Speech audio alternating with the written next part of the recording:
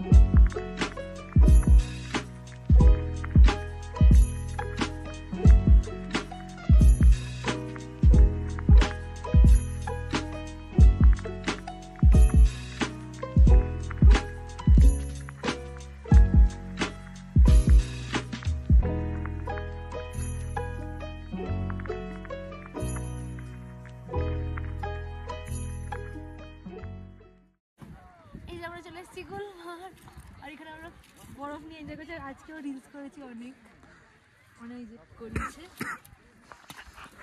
আর এখন আমরা সবাই শাড়ি টাড়ি পরছে, ভীষণ মজা লাগছে।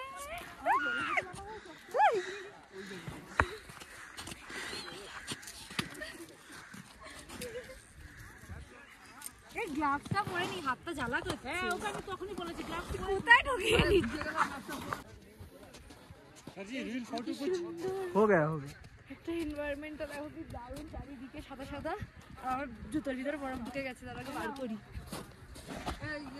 এই যে এখানে এখন এরা মাউন্ট এভারেস্ট বানাচ্ছে দুজন মিলে। মাউন্ট এভারেস্ট খাবে, কফি খাবে।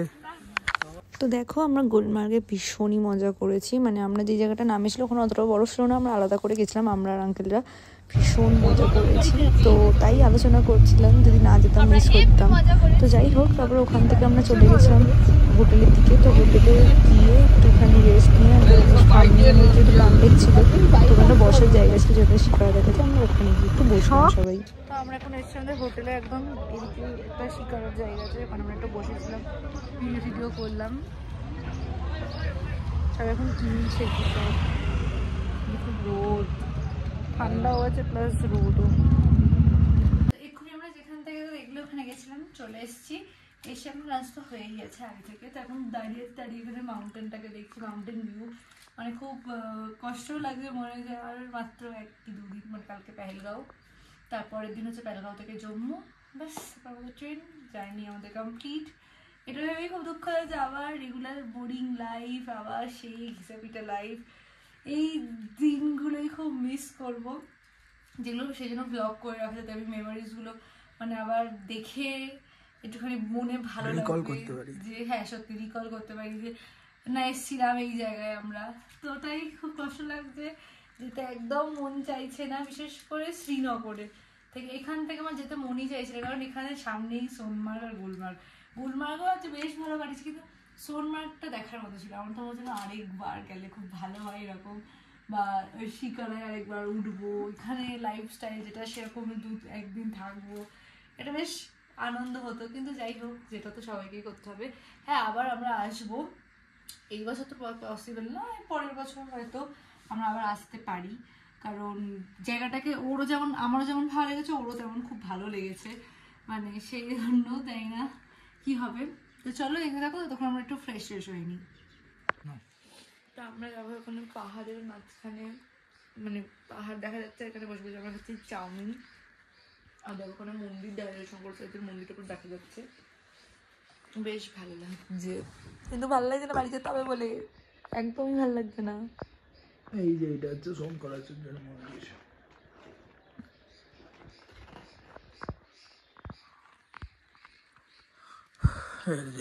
আর একজন খাচ্ছে এখন, খেতে বিয়ে।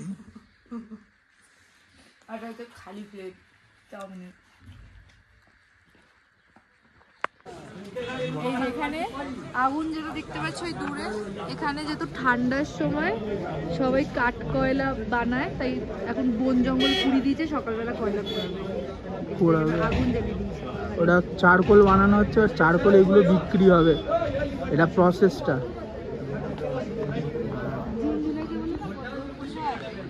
ট্রাই করছে কাওয়া, আরে পেন্সিল এই যে গলুর জন্য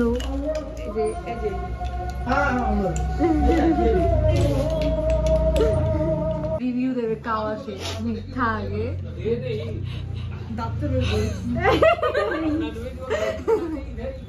খেতে তো দে, খা খা খা, তুই নিজেই হাসছিস করে।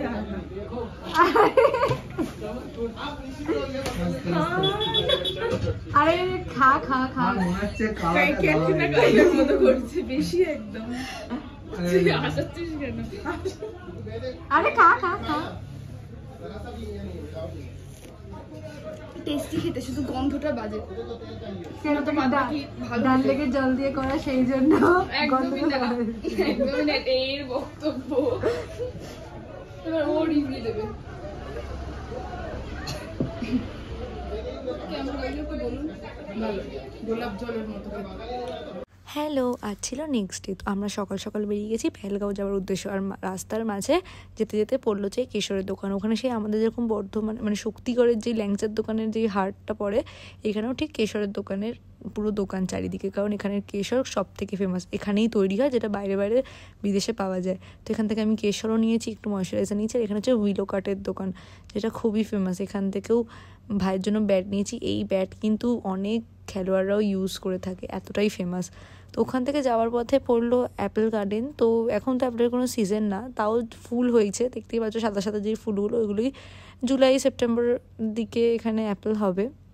তো আমরা এখানে ছবি তুলেছি, অনেকে জুস টুসও খাচ্ছিলো, অ্যাপেল জুস পাওয়া যাচ্ছিলো, অ্যাপেল পিকল পাওয়া যাচ্ছিলো। তো যারা মনে করেছে খাবে নেবে তারা করেছে, আমরা জাস্ট ছবি তুলেছি, কারণ খুব একটা পছন্দ হচ্ছিলো না। তো এবার আমরা দেখো পেহেলগাঁওতে ঢুকে গেছি। আর পেহেলগাঁও জায়গাটা একেবারেই আলাদা, মানে মিনি সুইজারল্যান্ড, তো মিনি সুইজারল্যান্ডই বলা যায় পেহেলগাঁওকে। এতটা সুন্দর পরিবেশ, এতটাই দারুণ, কি বলবো। আর দেখো রাস্তায় যেতে যেতে এই নদীটা এতটাই সুন্দর না দেখে, মানে তোমার এত ভালো লাগবে কি বল। পেহেলগাঁওতে এসে এটা হচ্ছে আমাদের রুম, এই যে কটেজ টাইপের, কি সুন্দর দরজা, আর ছোট্ট একদম মিনি রুম। এই যে বেড, এখানে আমাদের প্রচুর ব্যাগপত্র, এখানে হচ্ছে ওয়াশরুম। আর সব থেকে বেস্ট পার্ট হচ্ছে একদম মেন রোডের ওপরে, কি সুন্দর। তো আমরা ফ্রেশ হয়ে লাঞ্চ করে তারপর আমরা বেরিয়ে পড়লাম সাইট সিনের জন্য। তো ওখানে সাইট সিন যাওয়ার জন্য হোটেল দেখেই তো ওদের নিজস্ব গাড়ি নিতে হবে, তো সেতেই যেতে পারবে, ওখানে বিভিন্ন রেট থাকে। দেখো যাওয়ার সময় আমরা বেতাব ভ্যালিটা দেখতেই পাচ্ছিলাম, তো পরে গিয়েও আমরা এই ওপর থেকেই বেতাব ভ্যালিটা দেখেছি আর নামিনি। তো ফার্স্টে আমরা গেলাম হচ্ছে চন্দনবাড়িতে, যেখানে কি দারুণ বরফ, আর এই বরফ দেখে এতটাই পাগল হয়ে গেছিলাম যে কোনো ভিডিও করবো বুঝতেই পারিনি, শুধু খেলেই গেছি বরফ নিয়ে। মানে তোমার দাদাভাই আমি শুধু খেলেইছি বরফ নিয়ে, যাকে বলা যায়, কোনো ভিডিওই করিনি আমরা।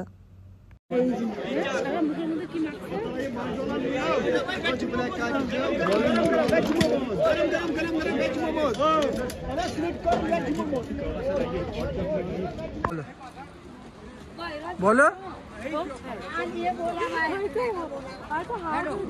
এই যে আমরা এসেছি চন্দনবাড়িতে, কি সুন্দর একটা বরফ পেয়েছে এখানে দেখতে। আর একজন এক্ষুনি বরফ দিয়ে প্যান্ট সব ভিজিয়ে এসেছে। এই যেটা হচ্ছে বেতাব ভ্যালি।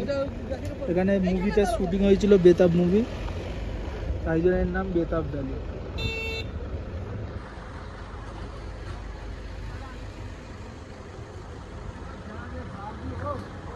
চন্দনবাড়ি আর বেতাব ভ্যালি দেখার পর এখন আমরা যাচ্ছিলাম আরু ভ্যালি দেখবো বলে। আর দেখো রাস্তায় এত সুন্দর নদীটা যাচ্ছে, তার পাশ থেকে আমরা যাচ্ছি, আর এরকম গাছ ঝর্ণা বইছে, এত সুন্দর দৃশ্য না, এইগুলোই বাড়ি গিয়ে কিন্তু আমরা মিস করব।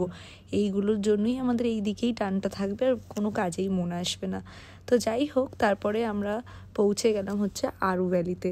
ওখানেও কিন্তু পরিবেশটা খুবই সুন্দর ছিল। Little lamp. চলো, আমরা এখন আছি হচ্ছে আরু ভ্যালিতে। চারিদিকে বরফ বরফ পাহাড়,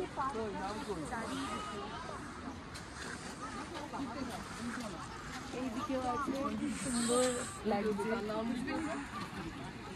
তো দেখো, পাহাড়ে এসে আমি ফার্স্ট খেলাম ম্যাঙ্গো চাট, যেটা এত সুন্দর ছিল, খাট্টা মিঠা ম্যাঙ্গো। আর তারপরে যেটা আমার চন্দনবাড়িতে ইচ্ছা ছিল, সেটা আমি আরু ভ্যালিতে এসে করলাম, সেটা হচ্ছে প্লেন ম্যাগি। কেন এখানে ম্যাগি বলে সবাই ভেজ ম্যাগি দেয়, কিন্তু এবার আমি এখানে প্লেন ম্যাগি খেলাম। এই আমি এখন একটু বেরিয়েছি আমাদের হোটেলের থেকে। এই আলু পরাটা নিচ্ছি এখান থেকে। হোটেলের নাম গুপ্তা স্পাইসি রসোই।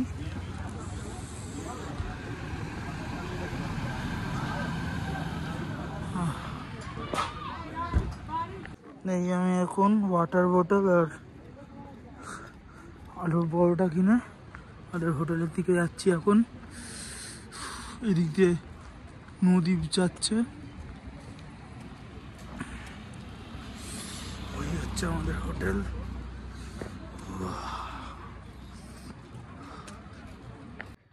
এখন ম্যাডাম শুয়ে আছেন, আর এই আমাদের রোড সাইড ভিউ, পুরো ডিরেক্ট বেড থেকে, এইখান থেকে এই